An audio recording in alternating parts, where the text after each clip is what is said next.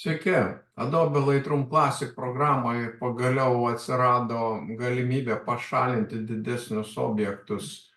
Anksčiau buvo trintukas ir juo galim buvo pašalinti mažus smulkius daiktelius.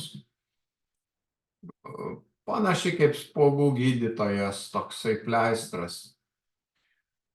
Tobulino, kol pamatė, kad galima pridėti dirbtinio intelekto funkciją. Čia jį pridėta ir aš skubu ją rodyti, kaip veikia.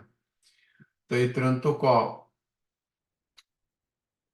zoną mes parodysim pasirinkę kokio norim dydžio teptuku apibraukti nereikalingus dalykus.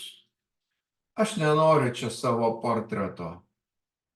Dariau nuotrauką plačiu kampu ir galvojau, kad toks netikėtas rakursas padės man įdomiai tą šunį nufotografuoti, bet paaiškėjo, kad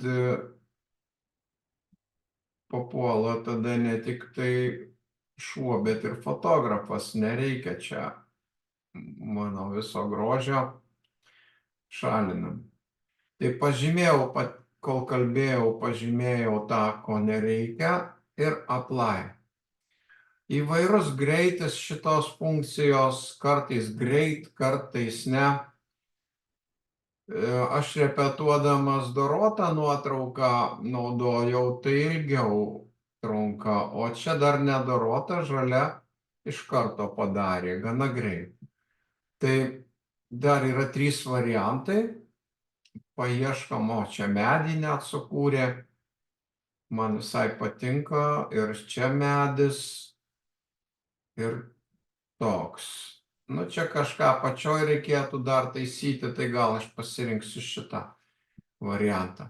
Jeigu norėtume daugiau variantų, refresh paspaustumėt ir pavyktų. Tada išeinam iš trintuko, command ir laužtinį skliaustą arba control atsuku. Galima šiek tiek čia dar su stūmokliais išraiškos pridėti, tekstūrą, clarity, kas šešėliuose, čia gal sunkiai matosi, galim pašviesinti. Toliau jau redaguojam. Mano atradimas, kad neredaguotoj nuotraukai greičiau pašalino, tai galima dar pasirinkti, pavyzdžiui, spalvų išjungimą. Aš kartais mėgstu, kad sukoncentruoti dėmesį į esmę, o ne į spalvas. Na, va dabar man tai patinka. Tai gana greita pamokėlė, trintukas.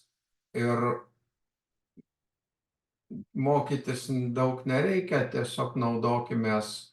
Y parodys, kaip buvo ir ką mes čia sukūrėm. Tai iš buitinės tokios nuotraukos nevykusios padarėm kažką įdomesnio.